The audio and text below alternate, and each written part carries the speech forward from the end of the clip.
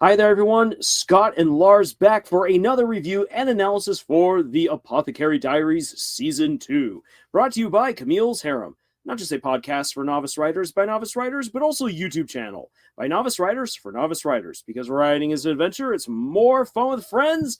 And we've got poison this episode.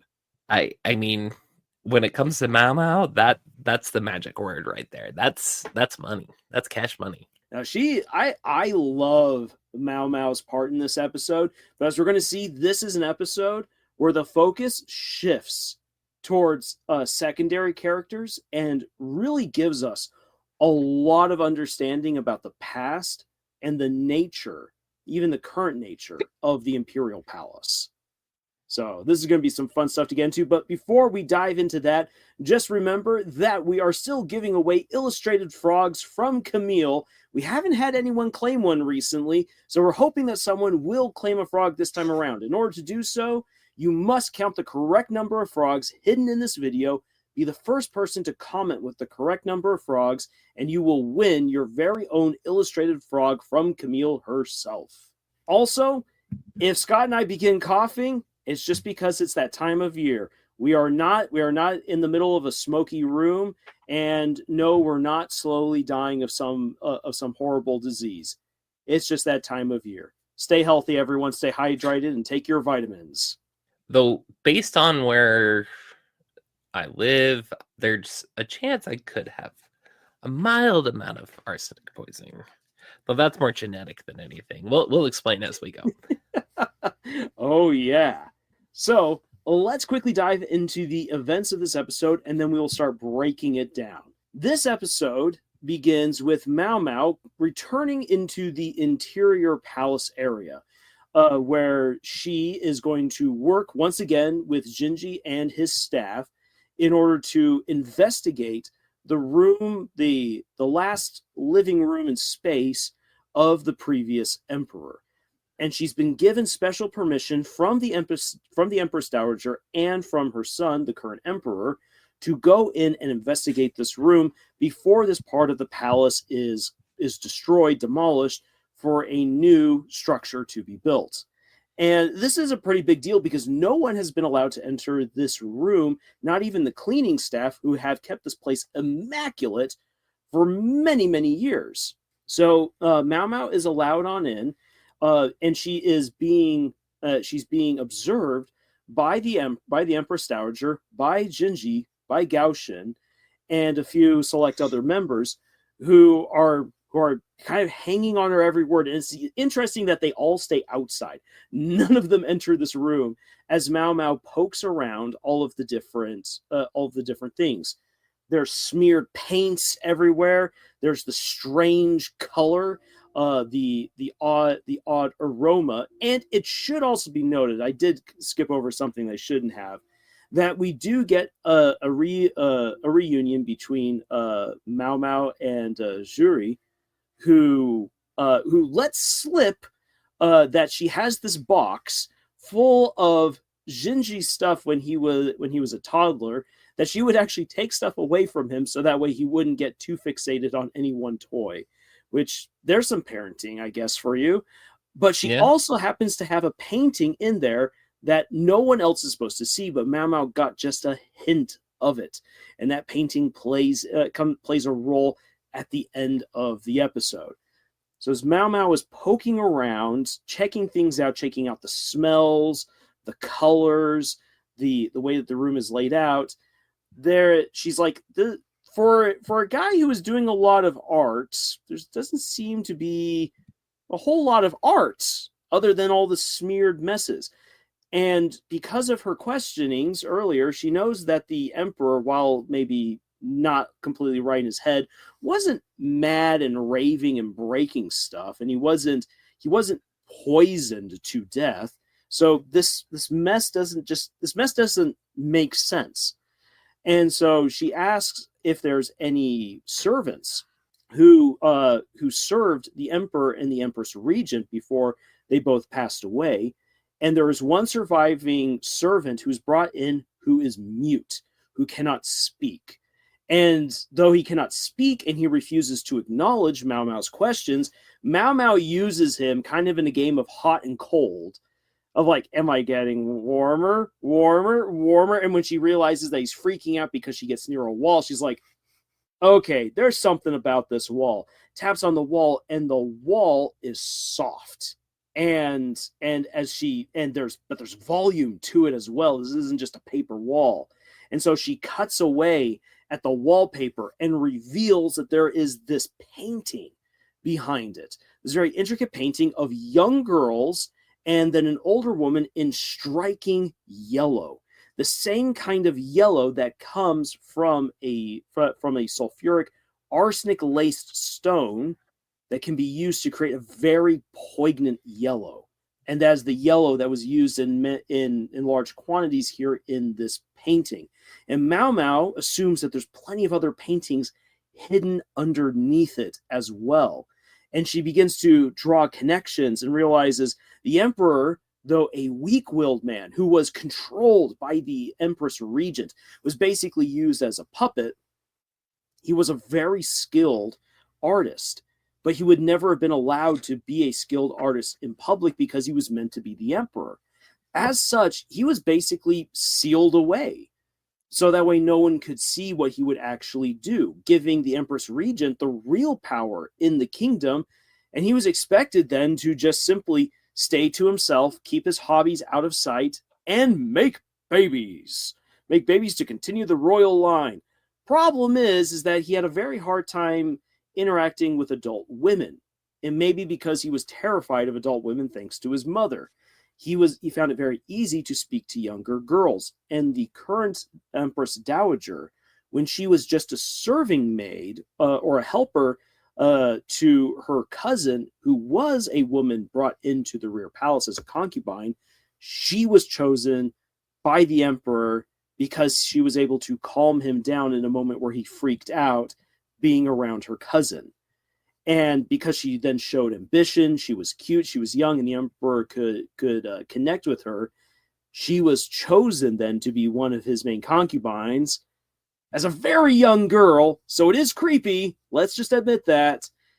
And bore him a son, the current emperor. But as she got older, he no longer wanted to interact with her and instead went after more younger girls who he requested to be brought into the rear palace, filling the rear palace with a bunch of very young girls. Yikes. And she got angry with this, how she had been chosen and loved and then rejected. Was she rejected because she had grown older, or was she rejected because of a C-section to save her son? And as a result, and this is some ballsy move on her part, she got out of the rear palace, snuck into his own room, and pinned down the emperor, absolutely freaking him out. Whispered something to him that apparently broke him so bad that he, after that point, really began to withdraw even more into his own quarters and away from palace life. And this is where the Empress Dowager believes that she truly had cursed her husband.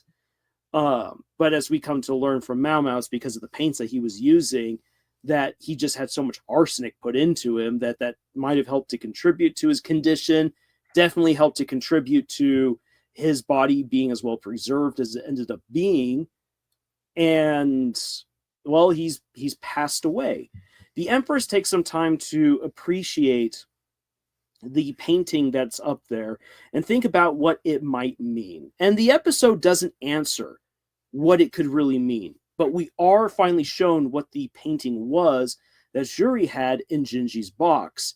And it is the one painting that the emperor had made of her when they had first met. And something that he said was only meant for her, could never be shown to anyone, because if it was, it would be taken away, since no one was allowed to know that the emperor could actually paint really well, that he was truly an artist, not a statesman. And so we get that interesting reveal. Jinshi and the Empress have a conversation at the episode's end, and the Empress brings up, much like the guy at the shrine earlier, that that Mao Mao is very intelligent and could be brought into the family, and that someone needs to do something about it or about her, because the longer that she's allowed to kind of float about free in the rear palace, people will realize just how heavily favored she is, not just by the concubines and the courtesans, but by Jinshi and the emperor, and someone will use her to hurt them. Bam, bam, bam. Oh man, this entire episode and like all of the setup for it plays so hard into like the classic love that people have to see rich and powerful people go through tragedies. And like it fits so well into that narrative.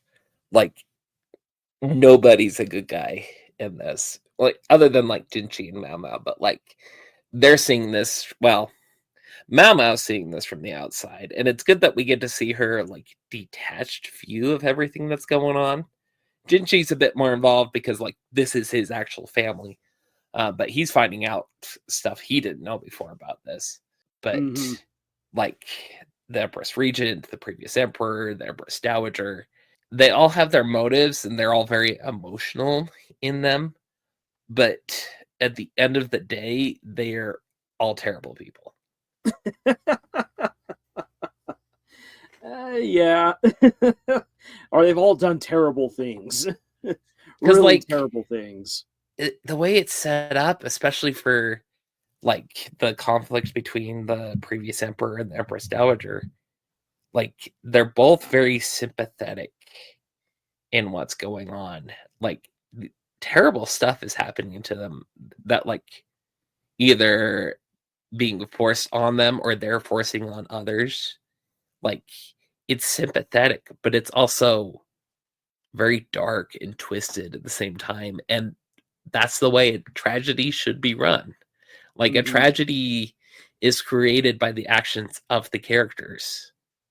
And yes, this is a very good example of that. And to build on what you're saying right there, a sympathetic character isn't a character that you need to like. I think we've kind of conflagrated those things together, that if a character's sympathetic, therefore I like them. No.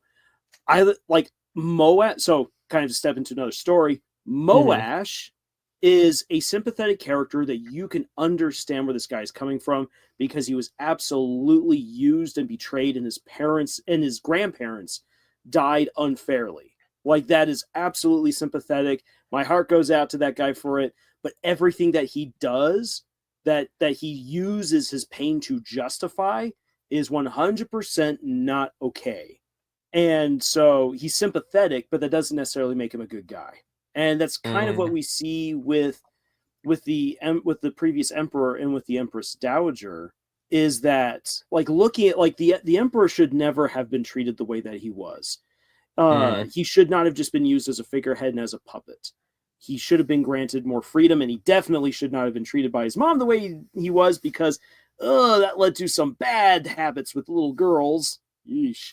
So, well, like, I think that's sympathetic, but it created a pattern where he used and then dropped girls and never stood up for himself, and we see the ramifications of those choices. And then the Empress Dowager sneaking into his room and confronting him, literally sitting on him, almost in a sensual way, but then abusing him.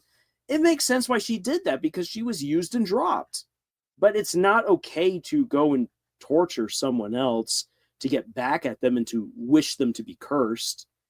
So it's difficult. They're both sympathetic characters who do things that you're like, maybe I wouldn't. Well, and I feel like, because we still have an established character that still has power over the things that are happening in the story as they move forward, even though we're looking at the past. So the Empress Dowager is still a very powerful character in the world of Mao Mao and Jinshi. And we've seen how, like, she cares for Jinshi, and she is kind of seems to like Mao Mao, at least from what we can see up to this point. But we've also seen where her anger and her like darker emotions have come out and affected the way she's treated people. What's to stop her from having something backfire on Mao Mao or Jinshi in the future? Yes. Like it's setting up this character that like, can we actually trust them at this point in time? Like, she's very sympathetic and we're able to like see her viewpoint, but I would also be very careful around her, especially in the Rare Palace, because in some cases she has more like power and respect than the Emperor himself in that environment. And also her knowledge of the palace Yeah. extends far beyond the current emperors. But again, to build off something you just said right here about how like the Empress Dowager loves Jinji. We were discussing this earlier, and by now people probably have picked up on how I really like the puzzling question of, is Jinji really the legitimate son of the Empress Dowager, or is he the kid who might have been swapped with the child of the Empress back when Aodo also gave birth? That's kind of a lingering question. What I like about this episode is that it delivers an answer. It doesn't solve the question, but but ultimately by the end of this episode, the answer kind of is, it doesn't matter to a certain extent, because Jinji was loved and is still loved by the Empress Dowager. For all intents and purposes, he is her son. She has loved him. She has cared for him. She's tried to protect him. Even right up to the last moment of this episode, she is trying to look out for her son's welfare. And so whether he's basically an adopted son or the legitimate son doesn't matter, because the relationship is what it is. And it is a strong and loving one. And I think that's very positive. That's a nice positive aspect to have in the middle of an episode with a lot of dark reveals. Oh, I love how and I feel like I overuse this word, but I feel how nuanced the episode feels because it has that included in it. Because like you've got the like very Sherlock Holmes-esque like detached view of the mystery going on, but you also have like the dark twisted emotions involved with what happened in the past with the Empress Dowager's flashback. But then we have this very wholesome moment there at the end as well, and it's a complicated mix of things put together that makes a very intriguing and like mind-stirring, like very thought-provoking kind of episode to watch. Yeah. No, nuanced works really well for this episode. But for for something that's a little bit before I talk about something that's a little less nuanced, talking still actually about the nuance, I love how this episode delivers a vague resolution, at least for right now. This might still be played out later, I don't know. But as far as the relationship between the Empress Dowager and the previous emperor, I love how the episode leaves it dangling, where you can interpret her feelings about the painting several different ways. You could either see this as, oh my gosh, like he used the same colors for my dress as an older woman as he did when he painted me as a younger woman, and therefore there's still that connection of love with all of the little girls right there, which is perverse. Or you could see it as where it's like he regrets this. Like not that he regrets ever having fallen in love with her and having had kids with her, but rather that he regrets something that was lost because he's so connected to these younger girls and he's no longer connected to her. So it's either I still love you or I regret what I lost. Or it could also be interpreted as he kind of fears her because of that instance, that in this in this beautiful scene of all these girls, of all these cute girls that he's infatuated with, there's this domineering older woman standing right there, and it's no longer his mother that he's terrified of, but it's his previous concubine. And you can legitimately interpret it those different ways because it's an artistic rendering. Who Well, knows? and I really like how, even though like we're able to see that, like make some of those connections there, it's very ambiguous because like it's outright stated from the Empress Dowager's point of view that the lady in the middle of the painting was the Empress Regent, was Mhm. the mother of the previous emperor, and like how she controlled like the government in the rear palace and like had an iron fist over everything. And that's where her mind goes to, because she's still kind of traumatized about how she was treated at that time by the Empress Regent. But we're able to like make other connections specifically with that paint pigment. Like it ties so many things together in this episode that it's hard not to make that conclusion.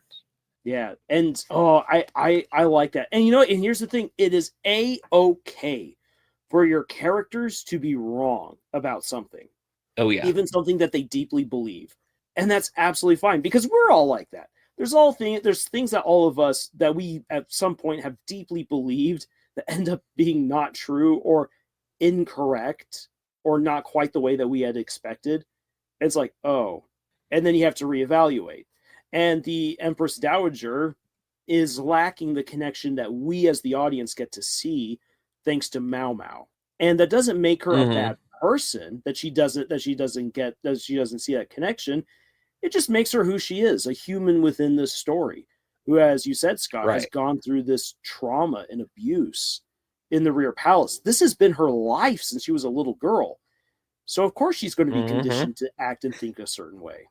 Oh man, the amount of like, it's not just setup and lore and exposition that's happening, it's like foreshadowing, it's the current life of these characters, but like everything ties into something else later. And it's something that like I can't tell Lars, I don't want to tell like everybody on the podcast, just because like there's so many like things that are connected to what's going on and what's going to happen in the future, and I'm not even that far ahead. Like that's what scares me. I'm like, there's going to be more connections that like I'm not even ready for. One thing, though, that I can figure out, and this is coming back to this is no longer quite so vague. This is a little bit more concrete. So looking up the stone orpiment, which is a sulfuric stone that has arsenic all throughout it. That is a very bright, very poignant, kingly yellow. Uh, so it is a dangerous stone, and the emperor has been using quite a bit of it. However, the thing is that he wasn't like breaking it down and snorting the powder or ingesting it. He's been painting with it. It's been getting on his Mm-hmm. hands and entering into his system in a less violent way. And as a result, Scott and I were talking about this, and so this means that this guy could have consumed indirectly loads of Mm-hmm. arsenic, pounds of arsenic over the course of years in a way that wouldn't Mm-hmm. immediately kill him or destroy him and actually allow him to develop a kind of immunity to this poison, which could in turn help to explain why his body's so well preserved, because he just happened to have so much arsenic in him. And there are real world examples of this.